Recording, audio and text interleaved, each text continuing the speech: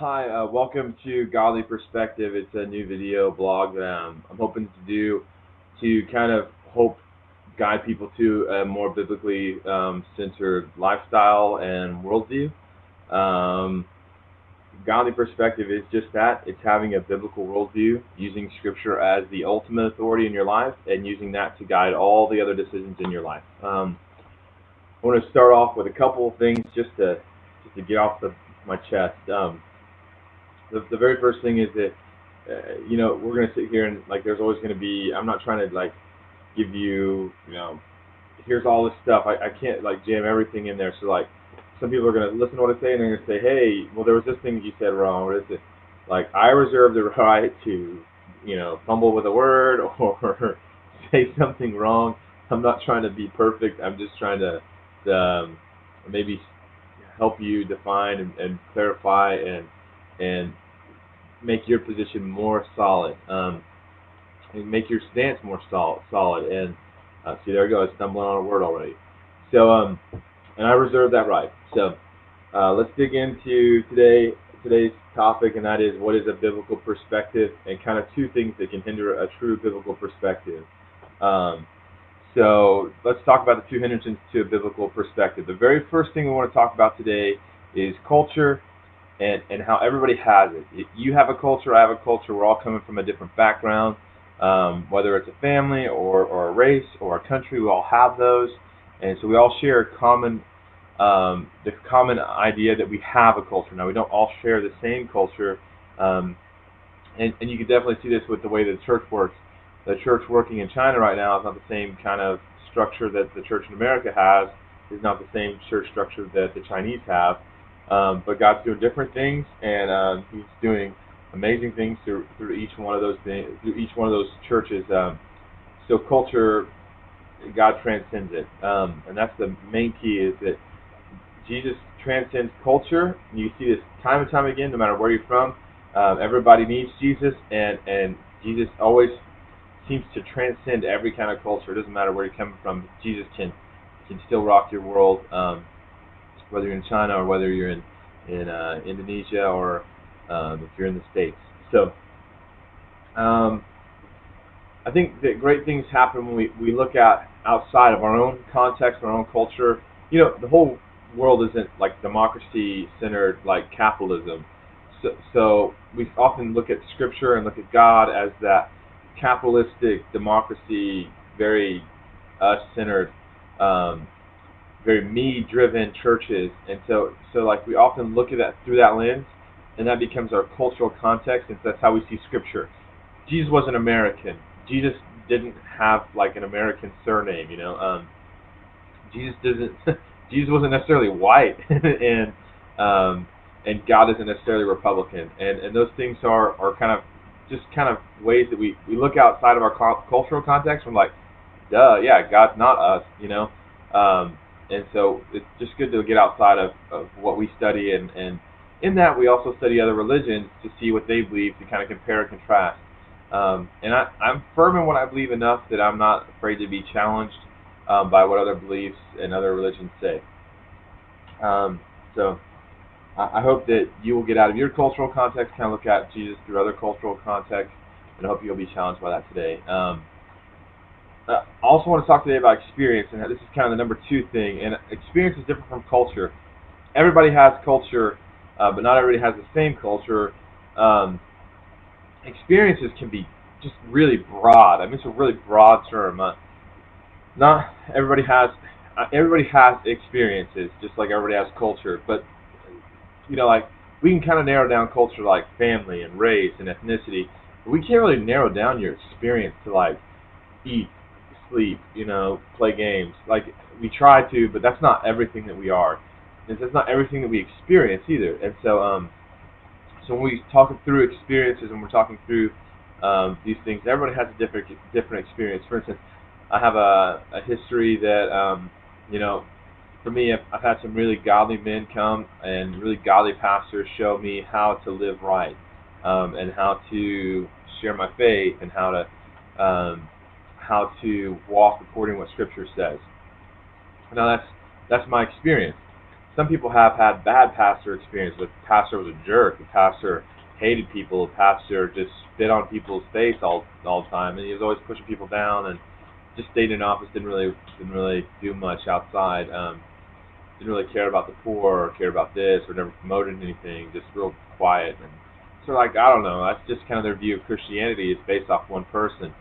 Um, and we know that's not to be true. And so I hope that the experience doesn't just because bad experiences are there, they don't hold you back from seeking who God is and seeking what Scripture says.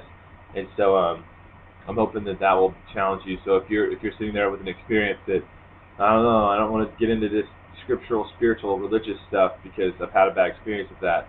I hope you'll overlook that, and I hope you'll move past that, and I hope you'll really start to look at Scripture, and hopefully it'll like really challenge you. So here's some problems that experience potentially have. I think one of the problems is that if you have an experience and it doesn't match with Scripture, I think we immediately want to make Scripture fit what our experience. We want to take Scripture and say, well, I've experienced this, so we got to find a Scripture to justify our experience. Listen, Scripture isn't there to justify what you believe necessarily. I mean, we like to look at Scripture and base our stuff on that, but if you're trying to like really bend Scripture to fit your experience, how about you take your experience and see does it fit with Scripture? And why don't you bend your experience to fit Scripture instead of trying to bend Scripture to fit your experience? And that's really what a biblical worldview is. So I see that when a story doesn't line up with when an experience doesn't line up with Scripture, people will abandon the Scripture before they abandon their experience. Also, you'll see two conflicting stories. Sometimes you see two conflicting stories, and two stories don't match. Like some people were here, and another person was here. Like you'll see two different sides of a story. Sometimes it's just two different views. Sometimes it's just two different perspectives. Like you'll see that in like the Gospels. You'll see some of the stories about Jesus. They don't quite line up with each other, and that's because you're getting two perspectives. Like they're just kind of sharing different viewpoints of what they saw in that, or they're talking to different audiences, so they're bringing out details that are more important to that audience or to that group. So sometimes that is the case, and when you have two stories that don't line up, often what happens is that you want to take like those two stories, you want to make them fit each other, or I don't know. So one's wrong, one's not wrong, or they're both wrong, or they're both right. That's the only option. So here's a real potential danger with experience is that Satan is a deceiver. That's what he does. That's what he does for a living. That's what he's done for years and years and years. Before you were born, Satan was deceiving people. Before your name was in existence, like you see that Satan was trying to deceive Adam and Eve, and you see that continually that Satan wants to deceive people. He wants them to experience things that seem good, but they're just not of God. And so you really want to test your experiences, and the way that you test it is with Scripture. So don't just say, I have a story and I have something to tell, and that's it. And you just trust your experience over trusting Scripture. And you really need to put your experience to the litmus test of does it match up and does it line up with Scripture? What I believe and what I'm experiencing line up with Scripture? That's a big deal, really big. And so you need to check that and make sure that that's where you're at. Once again, godly perspective is taking our life and seeing how close we can follow Scripture with it. Not legalistically, not like it's not about getting a big smorgasbord of like, I get the noodles of this is what Jesus is to me, and then I get as many rules as I can put on it, and I just like try to get as many toppings on as I can. That's not what God's about. It's not about getting more rules and seeing how much you can fit into your mouth and make yourself look good. It's really about the reason we want a biblical perspective is because we want to be righteous, we want to obey His word. Jesus says, "If you love me, you obey my commandments." I really want to try to love Him, and so the way I love Him is by seeing what are His commandments, what is He saying, and how closely can I fall to what He's saying. Once again, it's not legalistic; it's liberating, and a couple ways that you can know that that you're living a life that is in godly perspective. The first one is this. how close do you follow to what God says? If you ask yourself, am I really following this out? Like, do I really have faith? Am I really trying to live this way? Do I really care for the poor? I mean, if you're really examining yourself, that's you're allowing God to really check you and check your heart and make sure it's right. The other thing is, like, can I be corrected? And can I be corrected with Scripture? It's one thing just to be corrected. Hey, I was wrong, or historically I was wrong. I'll give you an example of where I was wrong. Um, Nathan Lyles made a post on Article, I think, 5 of this LDS Mormon post that I did on Facebook.